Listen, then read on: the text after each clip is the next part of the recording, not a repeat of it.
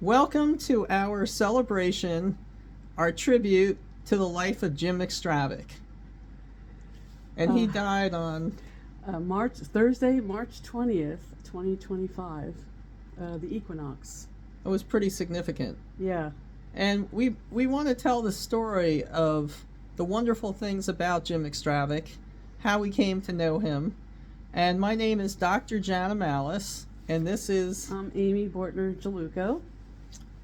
And we are very good friends of his. And I actually met Jim because of Amy. So I'll let Amy tell the story, and we'll both talk about Jim. All right. Well, I met Jim probably in the 1990s. He came to my office at the time. I was running a healing and education center called the Escordia Center. And I think he came to me for reading and counseling. And so we proceeded to do just that for many years. And I got to know Jim along the way. And he became more of a friend than a client. And we engaged in a lot of activities outside of the client, counselor relationship. We went places, we shared in activities. We went to Jana's meditation group together. He taught me a lot of things too, as I taught him. So we did walks in the woods a lot because he was very much into nature, and he was a tree expert, and he used to identify trees for me and all kinds of things that I wouldn't have known about if I had not met Jim. And so that's how we began in the 90s. Up until the time of his death, I've known him, and he would come to me periodically still for readings and lunch. We often did lunch together, which was wonderful. He always had something interesting to talk about. He had a breadth of mind that took in a lot of different information, and he knew history, he knew art, he knew politics, he knew literature, he knew chess. He was a grade A mechanic at the post office. He had a lot of gifts and skills. So he was a really good buddy, a really good friend of mine. Well, I was really very honored to have met Jim. Amy brought him to my meditation group many years ago. I don't even remember exactly. And if it wasn't for Amy, I would never have met him. Mm-hmm. And Jim was really delightful. He was a mechanic at the post office, but he wasn't just a mechanic. He was like a PhD in mechanics. I mean, he had the strength to manage equipment that he said would take a whole block. And wow. And he knew what to do with it. I mean, they really appreciated him because nobody could do what he did. And if he was out, that was a big problem, of which he really wasn't out much. But he gave his all to being a mechanic. He was really quite amazing. And he was really quite a Renaissance man, because besides being a mechanic, which took physical skill and intellect, he also was one of the most articulate people I ever met. He spoke like a professor. Mm-hmm. He was well read. He read all kinds of novels. He knew history. He was trying to write the story of his father's life in the Spanish War before he passed. And I'm sure he would have done it. I'm sure he's filling it out now as he in his new home. I mean, he was a very kind person. He loved his family. He was very fond of his father, his sister Ellen, his niece Gwynnie, and her children. He was very fond of those children. He would talk about how intelligent they were and how much he wanted to teach them things. He was very fond of his brother Ned, who passed, and his other brother Terry, who was a judge. Right. And he would have loved to be, and I know he's reunited now with the love of his life, Roxanne. Right. He was also good friends with Paul, and he had a lot of people who really liked him because he was very nice to them. And he lived with next door, to a family who were very fond of him. And to this day, they really remember him well. And they spent many times with him on dinners and celebrations. People really liked him, and for a while he was in a writers group that met at a library, and he would bring books and he would do writing. He reached out to a lot of people. One of his later friends was Art Lieber, who he met at Panera, and Art was, had very good conversations with Jim, and Art would, encourage him, and it was nice to meet more people through Jim. He was really very generous and loving, and he thought about people a lot. He wanted to take care of people, and he really wanted to take care of the earth.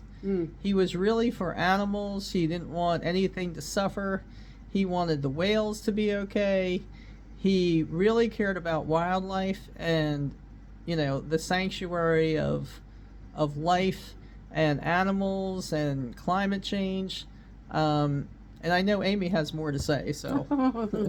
Yeah, I'm just kind of agreeing with you. Yeah, we have the same experience. Same experience, yeah. I mean, just exactly that. He really was a caretaker for the earth and everything that lived upon it, basically. And he's very humble, very modest. Very humble. You would never know anything about him because he wore, casual clothes. He didn't make anything of his appearance. And so he was almost like the Kung Fu wanderer. He would just, go around having adventures with people and just, giving them information and sage wisdom at times.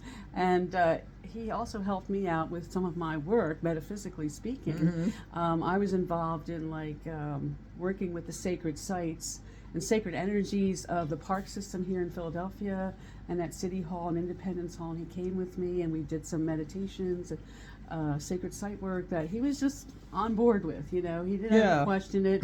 He came with me and my friends. We all got to know each other. So he was a wonderful companion, a really wonderful companion. And his intellect was just superb. He could have been a PhD in anything. He could have easily been a professor of history, English, writing. I mean, he very talented, multifaceted. A good friend. Loved his family. Talked about them often. He was very family oriented. He just unfortunately did not have a family of his own to speak of, but he really poured his energy into the family, and he treated his friends like family. He definitely did. He constantly was giving gifts and generous offerings to me as well, I'm sure to you and others. And he just did it naturally. There was no compulsion on his part to make a big deal of it. He just did it naturally. Very much. He was also a traveler. He did go out west a couple of times. He liked to camp. He was sort of like almost like a Harrison Ford type kind of adventurer. Yeah. He'd have adventures and he'd talk to me about them. I know he went to a sweat lodge at one point. Yeah, he was very much involved with Native American traditions. And I think he was also a little bit of a spiritual warrior. Yeah, I think that would fit. Aspect behind him. And so it was just a real joy and treasure, really, to know him. And I look forward, actually, to our meetings because he had much to give to me as I had to give to him. And we had the synergy, which, developed as we got to know each other more and more, that we became very aware of each other's thoughts and feelings and understandings. And we kind of complemented each other, with that. And I will miss him terribly, actually. He was a really good soul, a really good soul. Yes, for sure. And I'm sure he's now much happier where he is, I hope, because he did often speak of the afterlife. He was aware of the afterlife. He knew that there was other dimensions to life besides the physical. He was looking forward to other lifetimes. He would talk to me about that and being reunited with his family. So at this point, I guess God called him back, or Spirit called him back to join again with his family and to move on to do even better things, in the afterlife and in the other worlds beyond, is what I'm thinking. And I'm happy for him, actually. Yeah, I think he's very happy where he is. Yeah. He was very proud of his family, his Irish heritage. You know, the past. One more Yeah, thing. go ahead. I just have one more thing to remember. As I'm also a trance medium and channel, I had the opportunity to channel many different personalities and entities over the years, which he observed. You know, he came to many of them. And he also was very instrumental in helping me channel the rock star Jim Morrison. Oh, He sat with okay. me, and he actually dialogued with Jim Morrison. Oh, neat. And yeah. that was the very first channeling I did of Jim Morrison. Wow. And the thing was is that Jim would talk to Jim Yeah. about poetry, because he was very involved with poems and understood poetry and Gaelic, and he would talk to Jim Morrison about that. And they seemed to have a rapport, a dialogue through me about that, and that was all recorded and very instrumental in my first channeling of Jim Morrison. So, Oh, that's beautiful. Yeah. Yeah. yeah. You could just feel that he had a wisdom and an awareness of something beyond, you know, what you see. And, you know, our feeling is that he is very happy being reunited with, you know, the love of his life, Roxanne, his beloved family members, and maybe being able to be of more help to all of us. I think he's really out there being like, you know, a warrior and somebody who's giving as many blessings as he can. I know we sort of feel him in our daily life, even though it hasn't been very long. Yeah. It's only been a week. Yeah. But yeah, I could feel Yeah, it. it's about a week right today. Yeah, just a week today. And we're both wearing green in honor of his Irish heritage, which he never forgot. The wearing of the green. Wearing of the green for Jim. Right. And we're gonna play a little music and have a little Moment of silence. Moment of silence. Just to remember his spirit on this earth and beyond. So I'll just put the music on. Okay. Let's see how it plays.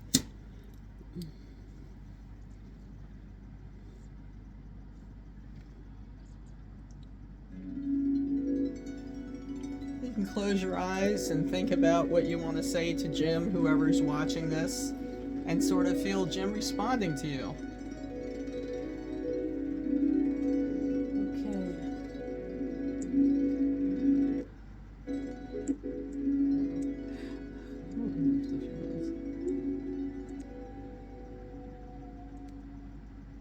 So wherever you are, Jim, we send you our love and our blessings and our deep appreciation of the being that you were and are and will be.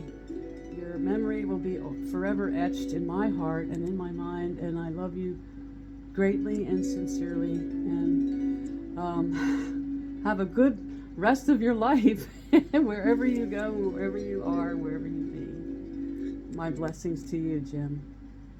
And we will stay in touch. Thank you for inspiring my art career and honoring a lot of the artwork I did. And we will say Giahut and Slan. And we know we're going to see you again. We feel you all the time. So see you on the other side. See you on the other side. Lots of love from both of us. Lots of love, Jim. Lots of love. See you again.